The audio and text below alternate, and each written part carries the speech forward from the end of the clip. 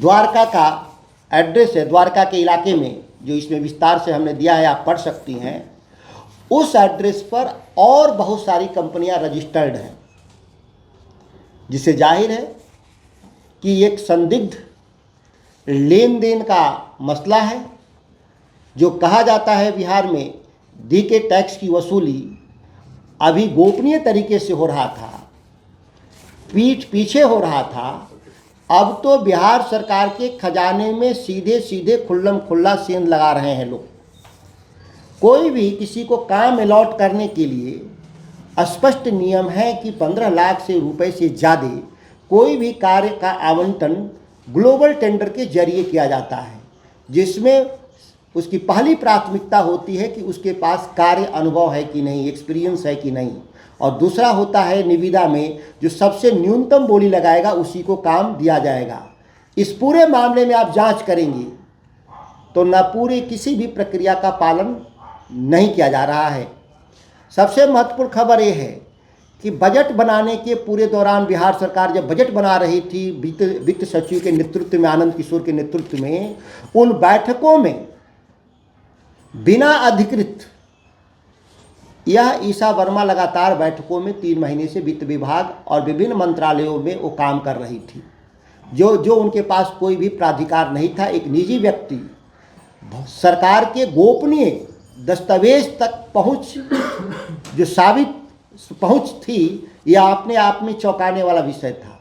मतलब बिहार का बजट कोई गोपनीय नहीं था। बजट को लूट के हिसाब से तैयार करने के लिए ईशा वर्मा, जो दीपक कुमार की बेटी हैं, जो बिहार के मुख्यमंत्री के प्रधान सचिव हैं, नेतृत्व में इस तरह से खुल्लम खुल्ला किया गया, यह भारी जांच का विषय है। मैं माननीय प्रधानमंत्री और इस राज्य के राज्यपाल से आर्थिक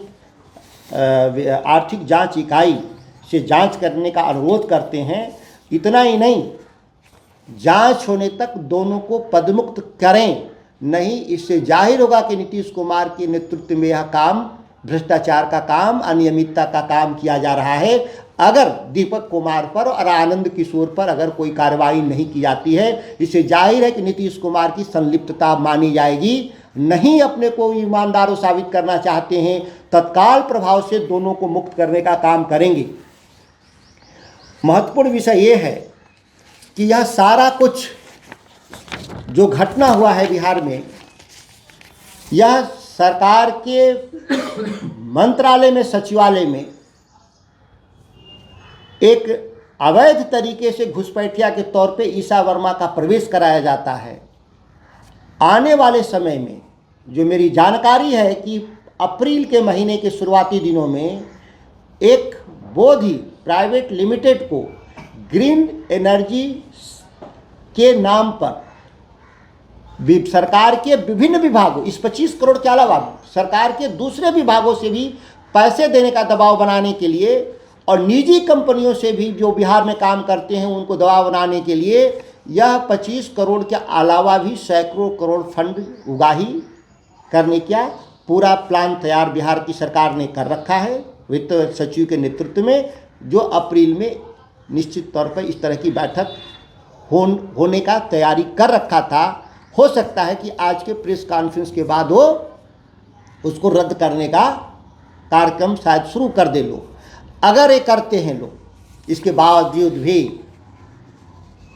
तो इस देश में जो बैठे हुए लोग हैं, जो डबल इंजन की सरकार के मुखिया, माना जाएगा कि उनकी कोई वजूद नहीं रहा इस देश में, और मनमानी तरीके से इस राज्य के भीतर यहाँ है। नौकरी के साथ भी अभी नौकरी कर रहे हैं ना दीपक कुमार जी प्रधान सचिव के रूप में, सरकार से तनख्वाह ले रहे हैं, और बाकी तो जो टैक्स वसूली है सबको मालूम है बिहार में। अब नौकरी के बाद का भी जुगाड़ बिहार सरकार के खजाने से करने का यह षड्यंत्र आपको प्रूफ के साथ मैं दे रहा हूँ। आप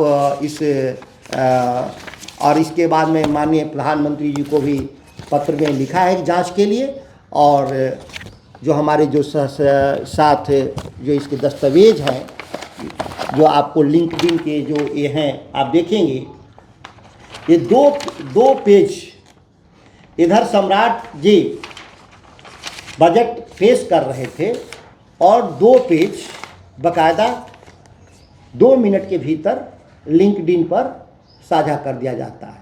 जाहिर है कि पूरी योजना, ये जो योजना बनी, यह ईसा वर्मा के नेतृत्व में बना कि किस तरीके से राज्य के खजाने को एक प्राइवेट कंपनी के जिम्मे सुपुर्द कर दिया जाए, जिसके पास कोई भी कार्य का अनुभव नहीं है। दूसरी बात, अनुभव के बाद भी कोई ज़रूरी नहीं है कि आपको कार्य दिया जाए, क्योंकि उस तरह के कार्य करने वाली दूसरी जो कंपनियां हैं, वो जो कम दर पे अगर निविदा देंगी तो उनको इस काम को दिया जाना चाहिए। ये महत्वपूर्ण जो खुलासा है और उम्मीद करते हैं कि बिहार के भीतर इस पर एक व्यापक चर्चा के जरिए ऐसे भ्रष्ट लोग और भ्रष्ट लोगों के साथ रहने वाले लोगों पे एक जांच एजेंसी के द्वारा कड़ी कार्रवाई की जाएगी, यह उम्मीद करता। सर, आपने कहा कि बजट जब बन रहा था तो ईसा गुप्ता उस बजट बैठी हुई थी, क्या उसके प्रूफ है आपके पास? मैं जो मांग कर रहा हूँ कि ईसा वर्मा बिहार सरकार के बजट के दौरान, बनने के दौरान लगातार बैठकों में थी। पूरा सीसीटीवी फुटेज वित्त मंत्रालय उपलब्ध कराए। एक सांसद होने के नाते मुझे यह मांग करने का अधिकार है कि आप उस वीडियो फुटेज को दिखाएं जिसमें ईसा वर्मा आपकी लगातार बैठकों में शामिल थे। यहाँ तक कि जो उसके प्रोसीडिंग्स तैयार थे उस तक ईसा वर्मा की पहुँच थी। और अगर बैठकों के भीतर का फोटो नहीं दे सकते गोपनीयता के नाम पर, तो क्या जिस दिन बार सरकार के द्वारा प्रस्तुत बजट में एक महत्वपूर्ण भ्रष्टाचार एवं अनियमितता के संदर्भ में खुलासा के लिए मैं इस प्रेस कॉन्फ्रेंस को बुलाया हूँ। साथियों, आपको जानकर हैरानी होगा कि बिहार बजट 3 मार्च 2025 को सम्राट चौधरी के द्वारा बजट में एक महत्वपूर्ण घोषणा किया गया कि 25 करोड़ रुपए से वित्त विभाग के भीतर एक डिपार्टमेंट के तौर पर काम करेगा, जिसका नाम होगा बिहार ग्रीन डेवलपमेंट फंड। महत्वपूर्ण बात यह नहीं है कि 25 करोड़ रुपए का एक वित्त विभाग के भीतर योजना की शुरुआत की गई, जो कि इसकी आवश्यकता वित्त विभाग के जरिए नहीं होना चाहिए था, यह वन एवं पर्यावरण मंत्रालय के जरिए होना चाहिए था। लेकिन यह भ्रष्टाचार और कदाचार की श्रेणी में नहीं आता। महत्वपूर्ण बात यह है कि ईसा वर्मा बोधि फाउंडेशन की प्राइवेट लिमिटेड की जो अध्यक्ष हैं, चेयरमैन हैं, मैनेजिंग डायरेक्टर हैं, वह दीपक कुमार कौन है, जिसको बिहार के लोग डीके टैक्स के नाम से जानते हैं। ईसा वर्मा दीपक कुमार की बेटी हैं और दीपक कुमार माननीय मुख्यमंत्री के प्रधान सचिव हैं।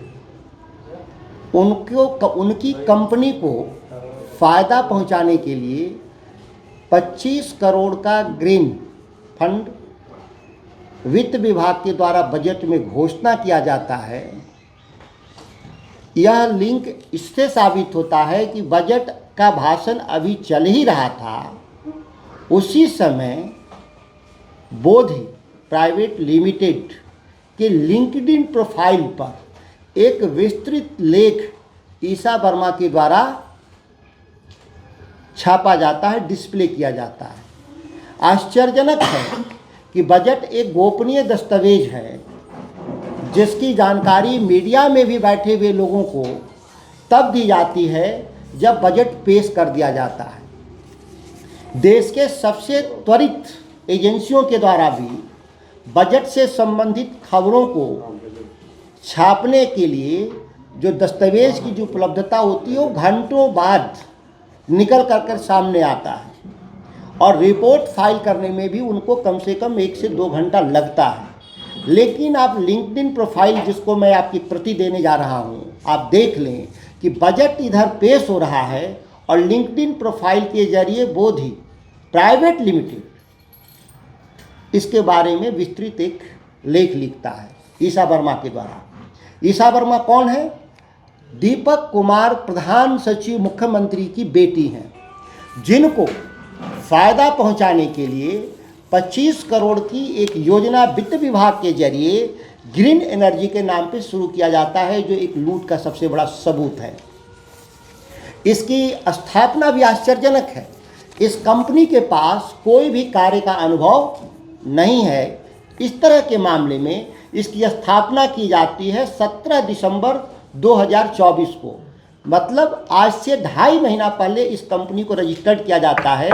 जाहिर है कि इस कंपनी की स्थापना ही बजट में जो प्रावधानित 25 करोड़ रुपए था उसको लूट के लिए या उनको बोधि प्राइवेट लिमिटेड को देने के लिए यह घोषणा की जाती है।